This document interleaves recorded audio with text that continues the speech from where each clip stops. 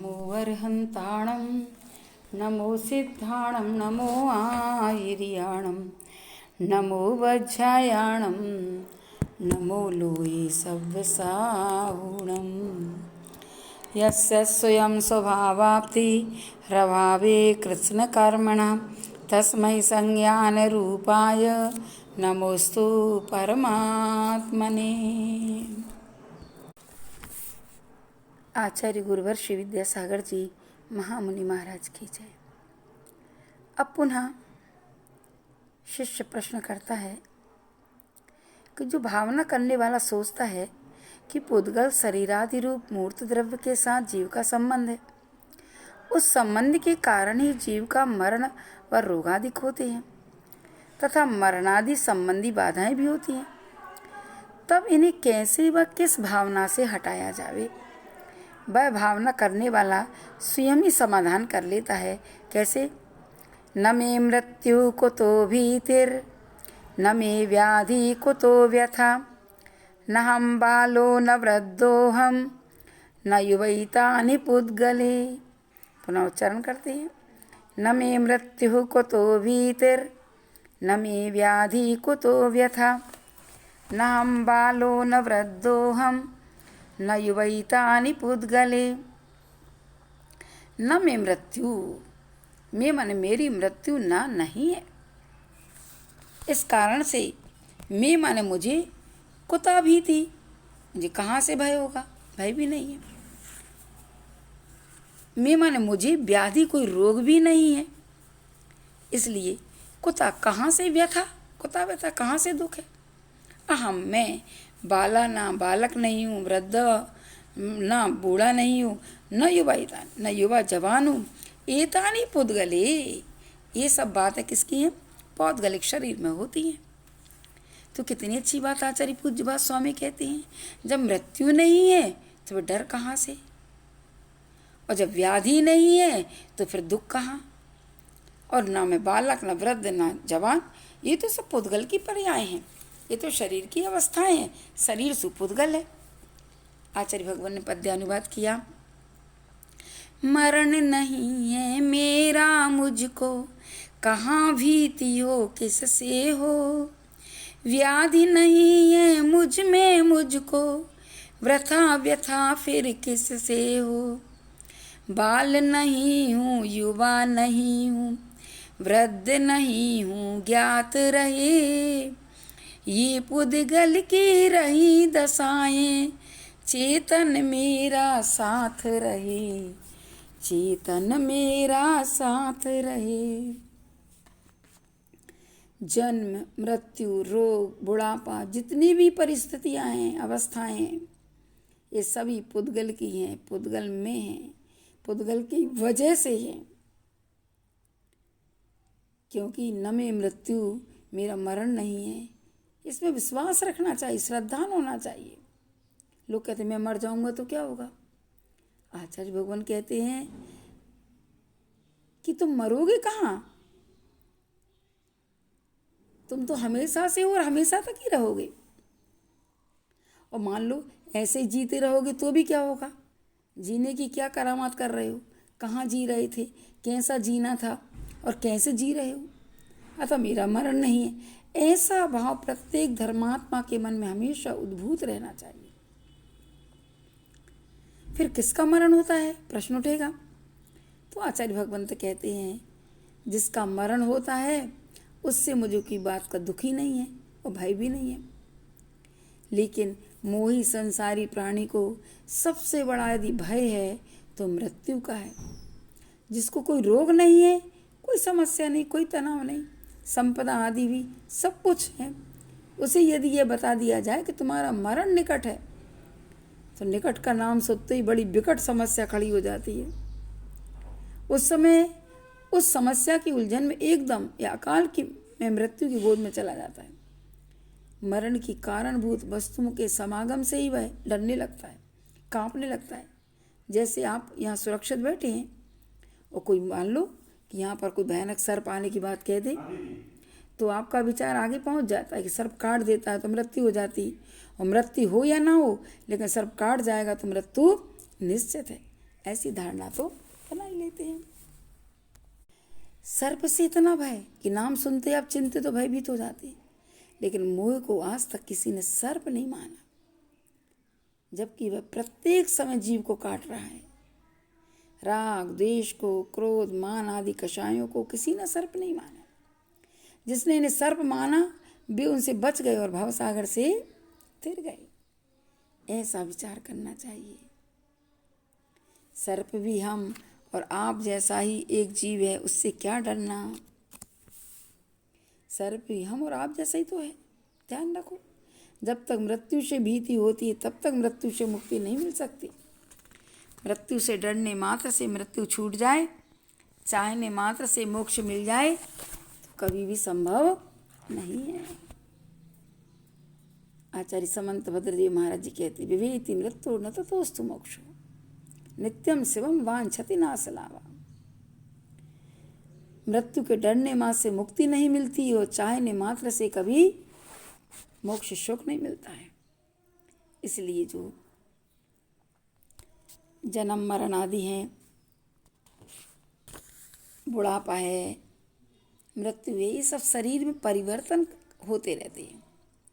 इनको होने में सुव्यवस्थित कर्म का उदय रहता है, उसके द्वारा ये सब चलता रहता है।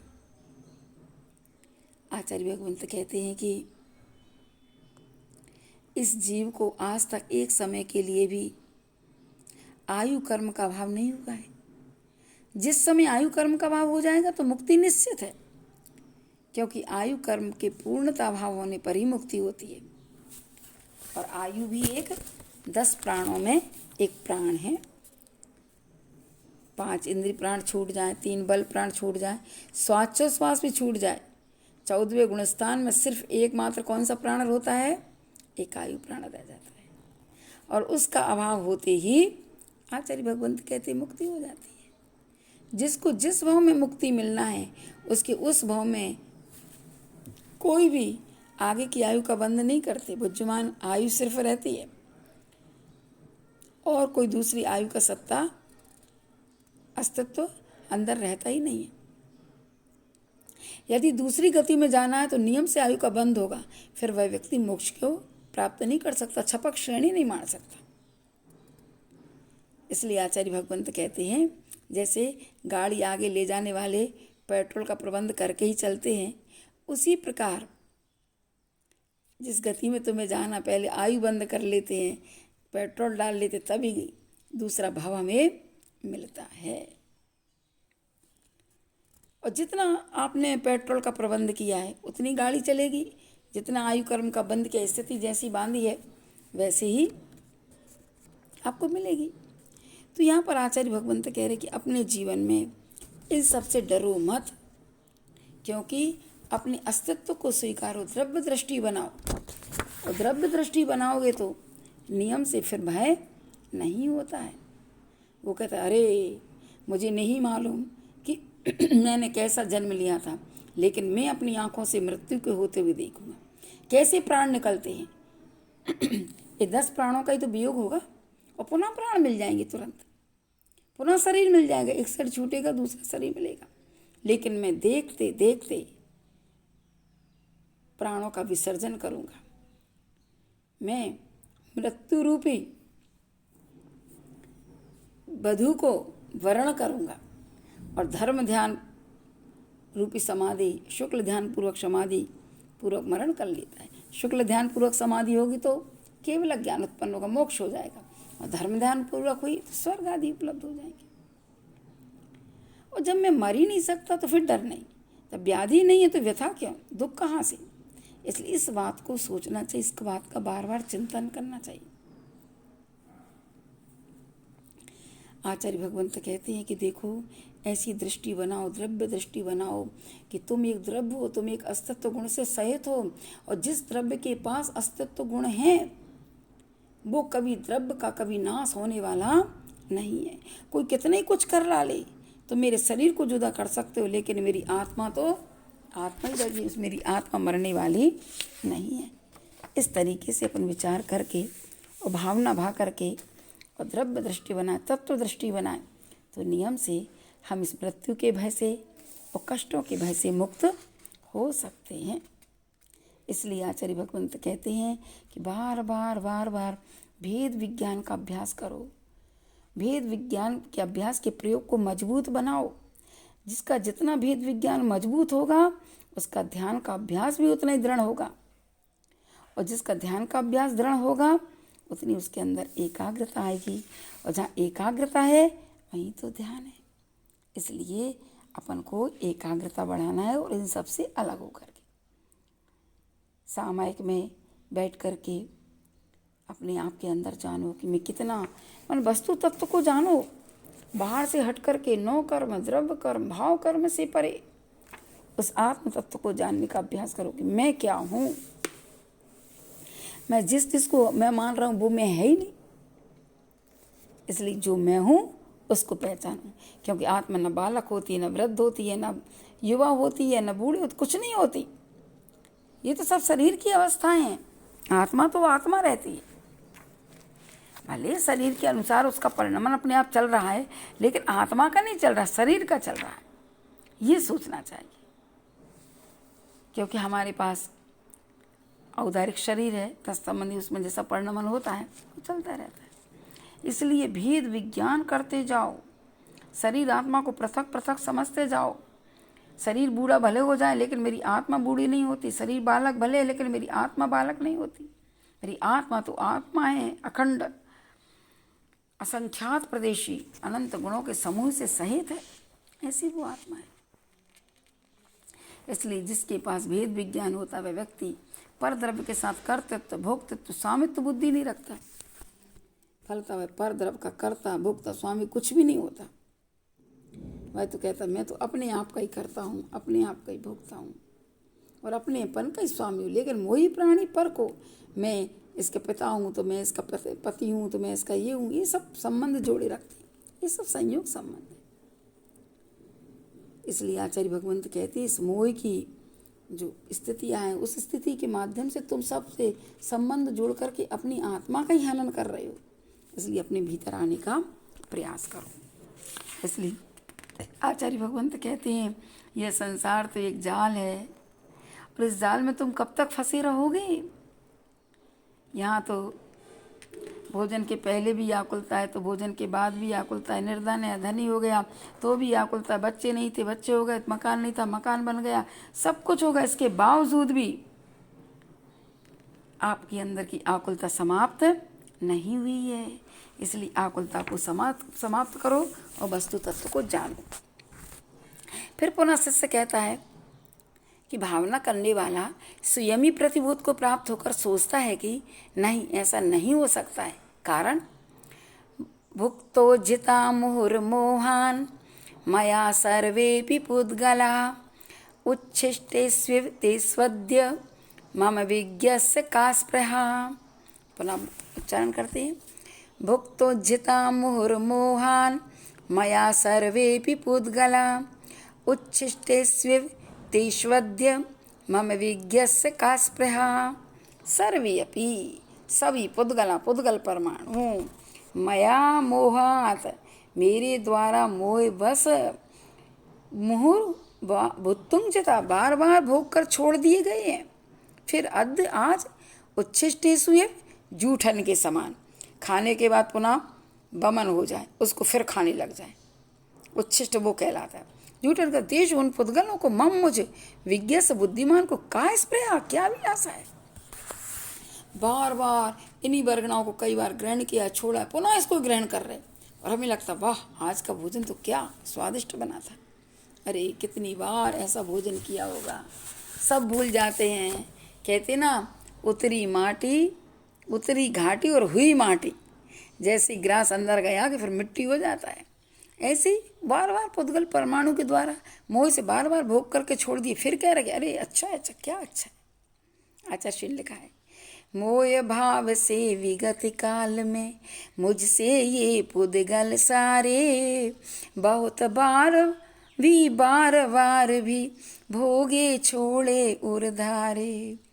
बमन रूप सम भोगों में अब मेरा मन यदि फिर जाता विज्ञ बना मुझको शोभा क्या देता उत्तर लजवाता, देता उत्तर लजवाता। फिर तुम कहाँ विज्ञ हो, विज्ञानी ज्ञानी हो। मोह और अविद्या के आवेश में आकर इस संसारी प्राणी ने कर्म नौ कर्म में लोक की समस्त पुद्गल वर्गणाओं को बार बार भोगा और छोड़ा है। कुछ भी नया नहीं है, फिर भी अविद्या के कारण नए को पुराना, पुराने को नया मानकर ग्रहण करता रहता है, छोड़ता है। मोह के प्रभाव से विपरीत मान्यताएं उत्पन्न होती हैं, जिनके कारण सारभूत पुद्गल को, सारभूत वस्तु को असार समझकर और असार को सारभूत समझकर उन्हीं असार पुद्गलों को बार बार ग्रहण करता है। सोचो, भेद विज्ञान के अभाव में ऐसा ही होता है। जब अपन पंच परवन पढ़ते हैं ना, तो उसमें सबसे पहले द्रव्य परिवर्तन, कर्म परिवर्तन और द्रव्य परिवर्तन में इसी तरह की पुद्गल वर्गणाओं को बार बार ग्रहण करके छोड़ा है। आचार्य भगवान कहते हैं, संसारी प्राणी की स्थिति तो उस स्वान की तरह है जिसने अपने मुख में हड्डी रखी है, वह उसे चबाता है, बार बार चबाता, और चबाते चबाते मसूड़ों में दर्द होने लगता है। बाद में चबानी क्रिया को बंद करता है। चर्वण क्रिया बंद करने से उसके मुख में हड्डी नीचे गिर जाती है, फिर भी स्वाद आता रहता है, क्योंकि जो मसूड़ों से खून निकलता है ना, उसका स्वाद आ रहा है। इसी प्रकार संसारी प्राणी पंचेंद्रिय के विषयों को, विषय भोग सामग्री को सुख अनुभव करता है, जबकि इसमें सुख नहीं है, सुखाभास है। इसलिए आचार्य भगवंत कहते हैं, इन पंचेंद्रिय के विषयों को छोड़ो, पंचेंद्रियों का दमन करो, पंचेंद्रियों को वश में करो और अपने भीतर आने का प्रयास करो। कहते हैं शरीर बूढ़ा हो जाता है, लेकिन इंद्रियां बूढ़ा नहीं होती हैं। इच्छाएं ज्यों की त्यों जवान बनी रहती हैं। इसलिए तन के बूढ़े मन से इंद्रियों में बूढ़ापन नहीं आता, जबकि कोई जवान होकर के भी जिन्होंने इंद्रियों को बूढ़ा कर लिया है, इंद्रियों को बस में कर लिया है, ऐसे ज्ञानी पुरुष होते हैं। तो ज्ञानी जीव इन बदलती हुई कर्म फल चेतना के बीच अपने भेद विज्ञान को मजबूत बनाए रखता है, जिसके माध्यम से वह सुख का अनुभव करता रहता है। उसे ज्ञात होता है कि सुख का अनुभव न कर्म में है न नौ कर्म में है, किंतु सुख का अनुभव अपनी चैतन्य शक्ति के द्वारा होता है। इस भेद विज्ञान के पल पर वह इधर उधर की बातों को छोड़कर ज्ञान स्वभाव का चिंतन करता है और दुनिया के समस्त पदार्थों को उच्छिष्ट बमन के समान समझता है, जिससे पंचेंद्रिय के विशेष सेवन के समय आसक्ति का भाव भी नहीं रहता। उन्हें बार बार भोगने का मन भी नहीं करता, बल्कि उन्हें छोड़ने का प्रयास कर लेता है और उसके अंदर वैराग्य आ जाता है। ऐसे उच्छिष्ट एव आचार्य भगवान किया, लेकिन संसारी प्राणी को कहाँ वो दिख रहा है ऐसा, इसलिए तो वैराग्य नहीं आता। मोह महामद पियो अनादि, मोह रूपी महामदरा अनादि से पी रखी है, इसलिए वस्तु तत्व समझ में ही नहीं आता कि क्या वस्तु तत्व है। उस वस्तु तत्व को जानो।